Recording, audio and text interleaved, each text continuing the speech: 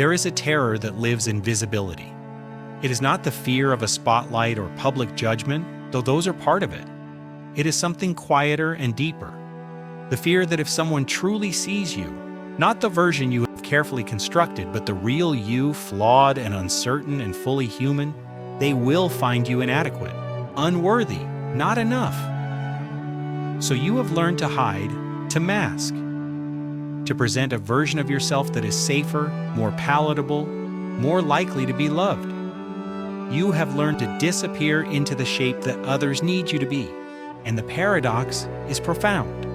The more you hide to be accepted, the more alone you become. Because nobody is seeing you. Nobody knows you. And you begin to believe deep in your bones that the real you is simply not lovable. Chapter 1. The mask we wear. There are people moving through the world wearing a face that is not their own. Not in a literal sense, but in the deeper sense of performing a self that is safer, more acceptable, more likely to be loved. They monitor themselves constantly, checking their words before they speak them, adjusting their expressions, calculating how to be in this moment to ensure they will not be rejected. It is exhausting. It is also, for many, as automatic as breathing. The mask takes many forms.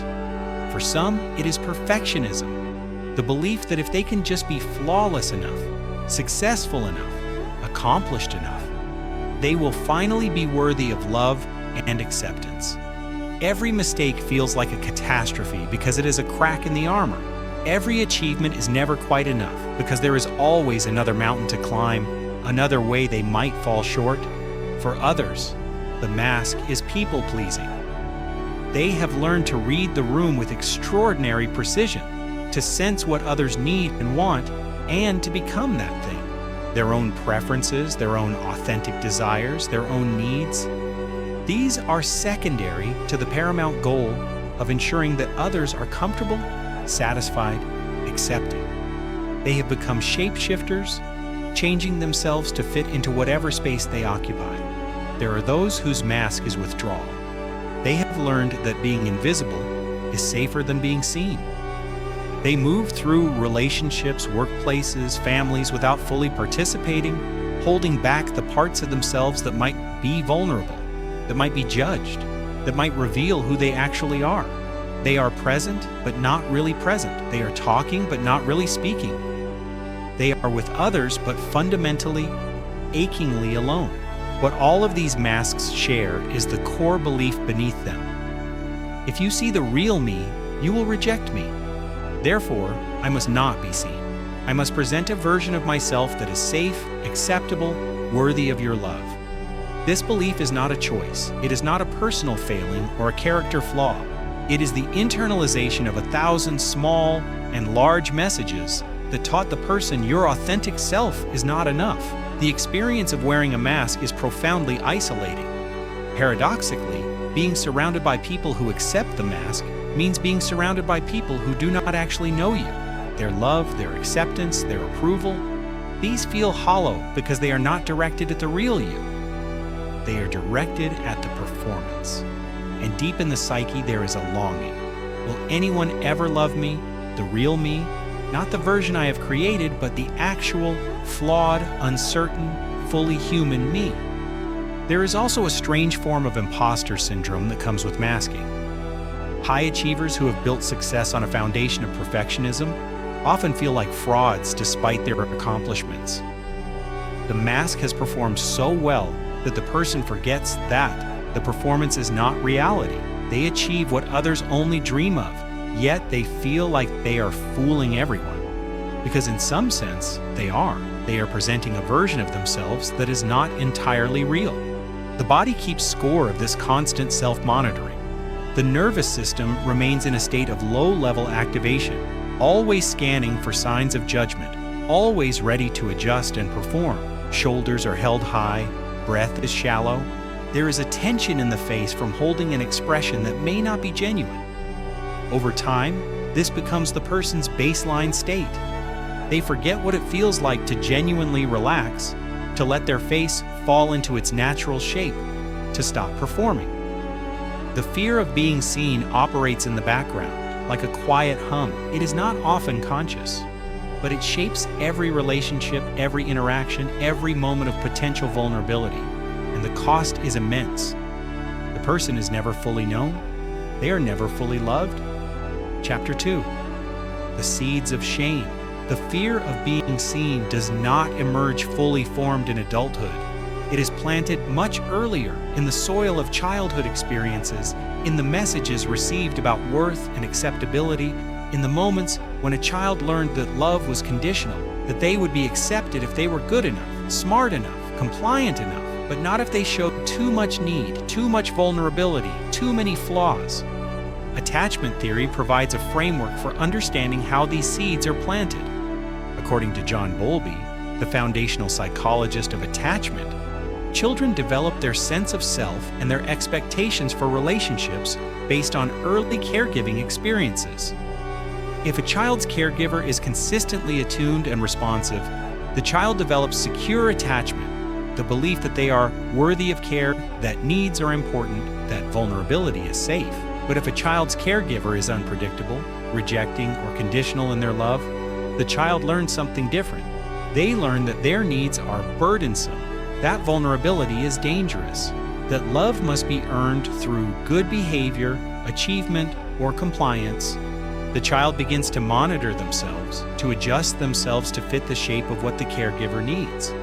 They learn to hide the parts of themselves that might trigger rejection. Shame is planted in these moments of rejection or conditional acceptance.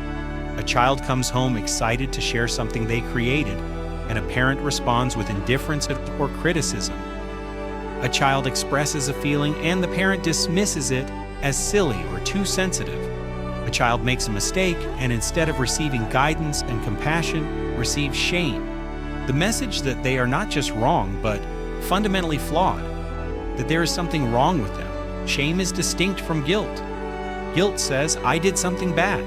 Shame says, I am something bad. Guilt can be productive. It can motivate someone to repair harm and change behavior.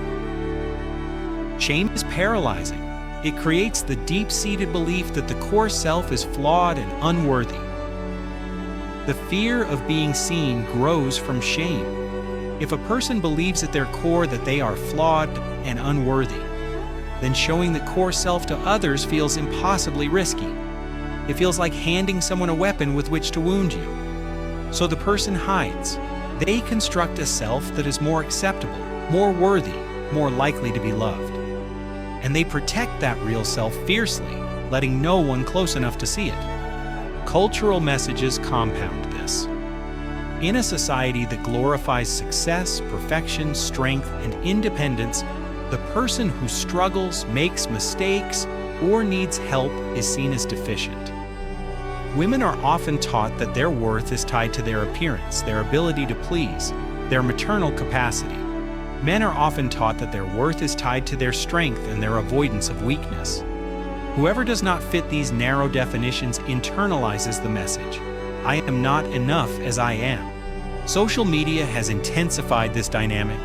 In a world where people curate and share only the highlights of their lives, the ordinary person comparing their reality to carefully constructed images begins to believe that their life, with all its ordinariness and struggle, is fundamentally lacking. Everyone else's life looks perfect, so perhaps there is something particularly wrong with them. The seeds of shame are planted in 1,000 small moments, but their roots grow deep.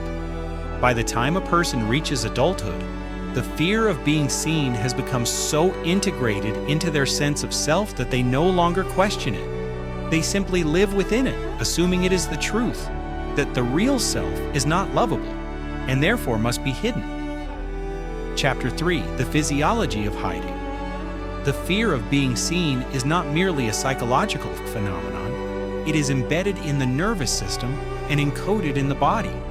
When a person has learned that visibility equals danger, their nervous system responds as if visibility is a threat that must be managed and controlled. The amygdala, the brain's threat detection center, becomes hyper-reactive to signs of judgment or criticism.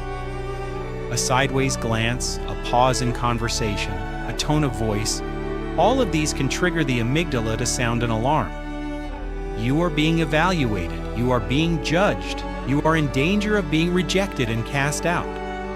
The threat is not physical, but the nervous system responds as if it were. The prefrontal cortex, brain region responsible for rational thinking and perspective, becomes less active when the amygdala is triggered. This is why when someone fears judgment, they cannot simply think their way out of the fear. The fear exists in the body, in the nervous system, below the level of rational thought. Research on shame shows that it activates the brain's social pain centers in a way similar to physical pain. This is not metaphorical. Rejection and judgment literally hurt, activating the same neural pathways as physical injury. This is why the prospect of being judged feels so dangerous. At some level, the body recognizes it as a form of threat. Perfectionism and imposter syndrome are adaptive responses to this nervous system sensitivity. If a person can be perfect, if they can eliminate all flaws and weaknesses, then there is nothing to be criticized. If they can achieve at the highest levels, then they cannot be dismissed. But this strategy backfires. Perfectionism creates an unsustainable standard that the person can never actually meet because perfection is impossible, and the constant striving to achieve it keeps the nervous system in a state of chronic activation. The body's response to shame is often withdrawal. The person's posture collapses. Their gaze lowers. Their voice becomes quiet. Neurobiologically, this is the shutdown response. When flight and fight are not possible, the nervous system goes into freeze. The person literally makes themselves smaller, less visible, less present. It is an evolutionary survival strategy, as if by making themselves invisible, they can escape judgment. Over time, this nervous system activation becomes the person's baseline state. They are always slightly activated, always slightly on guard, always ready to protect themselves. Even in situations of genuine safety, the body does not fully relax. The nervous system has learned that visibility is inherently threatening, and this learning is stored in the muscles, the breath, the posture. Healing from the fear of being seen requires more than insight or understanding. It requires teaching the nervous system that vulnerability is not dangerous, that being seen does not lead to annihilation. This is where somatic therapy becomes crucial.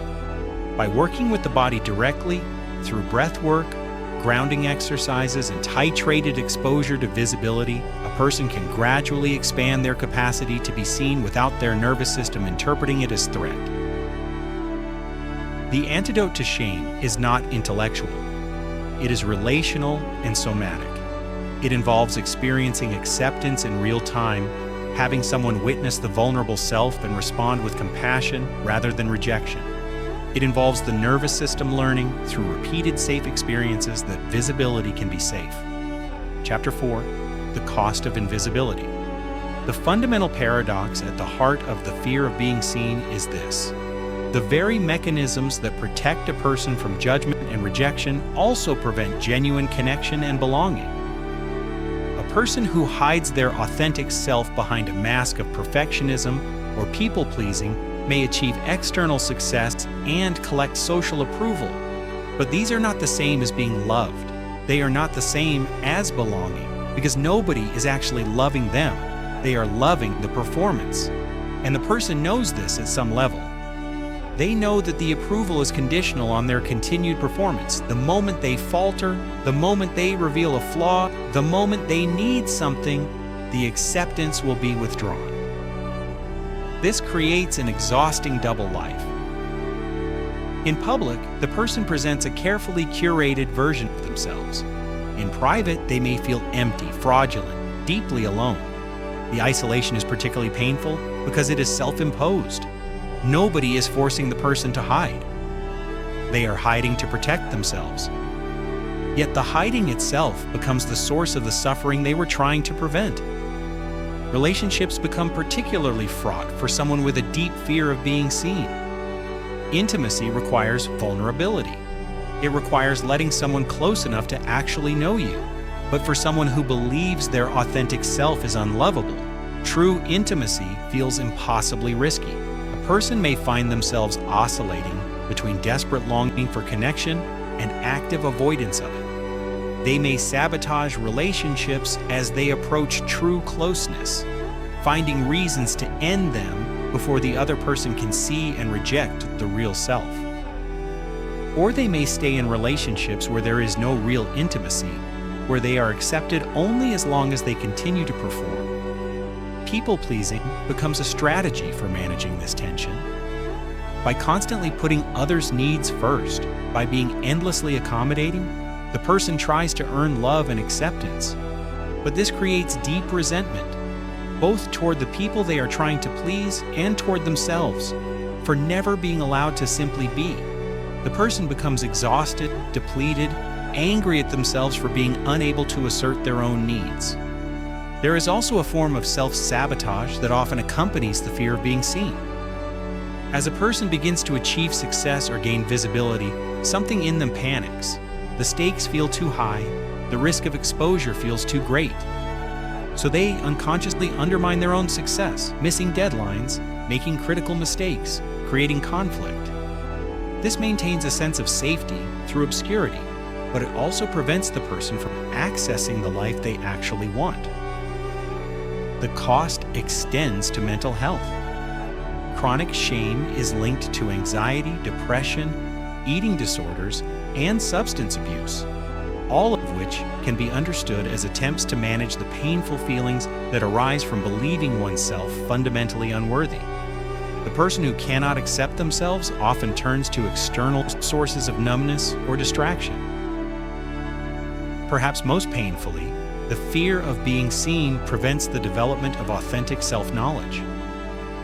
If a person spends their entire life presenting a performance of who they are, they may never actually discover who they are, their preferences, their values, their authentic desires. These remain unexplored because there has been no safe place to explore them. The paradox is cruel. The more a person hides to ensure they will be loved, the more alone they become. The more invisible they try to be, the more invisible they actually are. And the cost of this invisibility compounds with each passing year. Chapter 5. The moment the mask cracks. The turning point often does not arrive as a dramatic revelation. More often, it arrives as exhaustion. The person reaches a point where the cost of hiding is greater than the fear of being seen. The mask becomes too heavy to wear, the performance too difficult to sustain. Something breaks. Sometimes the breaking point comes through a relationship. A partner, friend, or family member persistently sees through the mask and refuses to accept the performance. They say gently or directly, "I want to know the real you, the version that is scared, uncertain, flawed, that you." At first, this feels terrifying. But sometimes the person begins to recognize that this person is not rejecting them. This person is accepting them precisely because they have been seen. Sometimes the breaking point comes through therapy. A skilled therapist can create a space where it is safe to let the mask slip. The therapist consistently responds to the vulnerable person with acceptance rather than judgment. They do not withdraw when the person reveals flaws or limitations. They do not lose respect when the person admits to fear or need. Over time, the person's nervous system begins to learn, being seen here is not dangerous. This person is not rejecting me. They are accepting me fully. Sometimes the breaking point comes through crisis or collapse. The body or mind simply gives out. The person can no longer sustain the performance. They have a breakdown or an illness or a moment of profound despair. And in that moment of vulnerability and exposure, when the mask is completely gone, something unexpected may happen. The world does not end. They are not cast out, and they discover that even at their most exposed, they are still worthy of love and care. The turning point often involves grief. The person must grieve the years spent hiding. They must grieve the relationships that were built on a false self. They must grieve the opportunities lost because they were too afraid to be visible. This grief is necessary and sacred. It is the acknowledgement that something real was lost. But the turning point is also the beginning of freedom. As the person begins to recognize that their authentic self is not inherently unlovable, something shifts. They begin to take small risks. They share a genuine feeling instead of the sanitized version. They express a real preference instead of deferring to others. They admit to not knowing something instead of pretending to have all the answers. And with each small act of authenticity, they are still here, still loved, still safe. The recognition that the fear of being seen may be rooted in lies. Lies they were taught as a child, lies they have been believing about themselves, can be profoundly liberating. The real self may not be perfect, but it is not the monster they feared it to be. It is simply human. Chapter 6. The path to authentic visibility. Healing from the fear of being seen is not a linear process, but there are identifiable elements that support the journey toward authentic visibility and genuine connection. The first element is shame resilience, the capacity to recognize shame and move through it without being consumed by it or disconnecting entirely. According to researcher Brené Brown, shame resilience has 4 components: recognizing shame and understanding its triggers, practicing critical awareness about the messages that fuel shame, reaching out for connection rather than withdrawing and speaking shame, naming it, and asking for what is needed. Recognizing shame means developing the capacity to notice when shame has been triggered. This often begins with body awareness. Where do you feel shame in your body? Is there a tightening in the chest? A heaviness? A sense of wanting to disappear? By learning to recognize these physical signals, a person can catch shame before it spirals into isolation and self-judgment. Practicing critical awareness means examining the messages that are driving shame. Are they realistic? Are they truly your values? Or are they expectations you have internalized from others? Are they attainable? A person who believes I must be perfect benefits from asking, is perfection possible? Is it actually necessary for being loved? Does perfection serve me, or does it serve my fear? Reaching out for connection is essential. Shame thrives in secrecy and isolation. It cannot survive being spoken aloud to someone who responds with empathy and understanding. This is why vulnerability, though terrifying, is also deeply healing. By sharing the real self, the flawed, uncertain, human self, with someone who accepts it, the person's nervous system gradually learns that visibility does not lead to annihilation. Somatic interventions are particularly powerful because they work directly with the nervous system. Grounding exercises, feeling the feet on the ground, noticing the body's contact with the chair, help anchor a person in the present moment and interrupt the threat alarm loop. Breathing practices can activate the parasympathetic nervous system, the rest and digest response, teaching the body that it is safe to relax. Compassion-focused therapy offers another pathway. Rather than trying to eliminate shame or fight against self-critical thoughts, this approach cultivates a compassionate relationship with oneself. The person practices self-talk that they would use with a beloved friend. It makes sense that you feel this way. You're human. You're doing your best. You are worthy of compassion, especially from yourself. Inner child work can be profoundly healing. By reconnecting with the child who was first taught that visibility was dangerous, the adult can offer what was lacking: protection, reassurance, unconditional acceptance. In imagination, the adult can tell that child, "You are safe now. Your feelings matter. Your authentic self is lovable exactly as it is." The goal is not to eliminate all fear of judgment. Some discernment about who is safe to be vulnerable with is healthy. The goal is to loosen the grip that fear has on the person's life, to develop the capacity to be authentically visible with people who are trustworthy. to know the difference between people who can be trusted with vulnerability and those who cannot, to prioritize genuine connection over universal approval. Chapter 7. The freedom of being fully seen. There is a particular kind of peace that comes when a person finally stops trying to control how they are perceived and instead allows themselves to be fully seen. It does not mean being reckless about vulnerability. It does not mean oversharing with people who are not trustworthy. But it means releasing the exhausting vigilance about being perfectly acceptable to everyone. It means walking into a room and letting your face be your face, not performing, not managing your expression, just being present as you are. It means speaking your real thoughts in a meeting, even if they are not polished or perfect. It means saying, "I don't know," without feeling ashamed. It means asking for help. It means allowing people to see that you struggle, that you are afraid, that you make mistakes. And something remarkable happens. The people who matter do not leave. The people who love you do not withdraw. If anything, they love you more fully because they are finally loving the real you. And the people who cannot accept the real you, the ones who only loved the performance, those relationships may fade. And while there is a sadness in that, there is also a freedom. You are no longer putting energy into maintaining a relationship with someone who does not actually see or accept you. There is also a return of parts of yourself that were sacrificed to the mask. The capacity for spontaneity. The ability to laugh without calculating whether your laugh is acceptable. The permission to have preferences and desires that are purely for your own joy.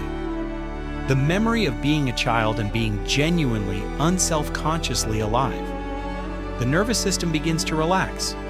The chronic activation that comes from constant self-monitoring gradually softens. A person can be in a conversation and actually listen instead of monitoring how they are being perceived. They can make a mistake and recover from it without it feeling like a catastrophic exposure. They can be around people who might judge them without their entire sense of self being threatened. Most importantly, there is an end to the fundamental loneliness of being unseen. Connection becomes possible, real connection. Not the hollow acceptance of a performance, but the profound belonging that comes from being fully known and fully loved. From having someone look at the whole truth of who you are, the flaws, the fears, the ordinary humanness, and say, "Yes, you, all of you, I see you, and you are worthy of love." The journey from fear of being seen to freedom of being authentically visible is not a sprint. It is a spiral path of continuous returning, continuously choosing vulnerability despite the fear. And with each turn of the spiral, the person comes closer to the truth that was always there beneath the mask, that the real self, though imperfect, is not just lovable, but irreplaceable. That being truly seen is not dangerous. It is the only path to genuine belonging and freedom. End of script. References: The Fear of Being Seen, Uncovering the Path to Authenticity, Overcoming Shame and Mental Health Impact, Fear of Intimacy, Signs, Causes, and Coping Strategies, Overcoming the Fear of Being Seen and Embracing Authenticity, Understanding Shame and its Role in Mental Health, The Fear of Intimacy and its Relationship to Avoidant Personality, The Fear of Being Seen, Understanding and Healing, Shame or What Makes Irrational Social Anxiety Rational, Fear of Intimacy, Perfectionism and Rejection, Sensitivity, 5 Ways to be More Vulnerable and Authentic, Shame, Anxiety, Stigma, and Clinical Encounters, 3 Reasons Why Someone Might Avoid Intimacy, The Power of Vulnerability, Embracing Authenticity, How to Be Seen Without Shape-Shifting, Healing the Fear of Visibility, Overcoming Intimacy, Avoidance, Steps to Build Healthier Relationships, 6 Reasons Why You Might Deeply Struggle with Vulnerability, Afraid to Shine, Why Visibility Feels Unsafe, Overcoming the fear of intimacy, a guide for avoidant attachment, fear of being seen, vulnerability and exposure, coping with unjustified public shaming, working with shame, interventions for deep emotional healing, building shame, resilience, notes from Brené Brown's research, somatic interventions, a clinician's guide to body-based therapy, Dr. Brené Brown and shame vulnerability, somatic experiencing registered trademark-informed therapeutic group, shame and developmental trauma, the wound that hides itself, the psychology of shame, a resilience seminar, nervous system regulation techniques for therapists, shame resilience, theory advice from Brené Brown on shame and resilience, social versus relationship anxiety, why connection feels so threatening, unpacking, transforming, and healing, shame resilience theory, somatic techniques you can try at home to calm the nervous system, how shame erodes self-concept, Brené Brown, heartbreak, recovery, building shame resilience after loss, reclaiming visibility for therapists, a somatic approach, therapy for shame inadequacy, embracing vulnerability, a look at Brené Brown's shame resilience.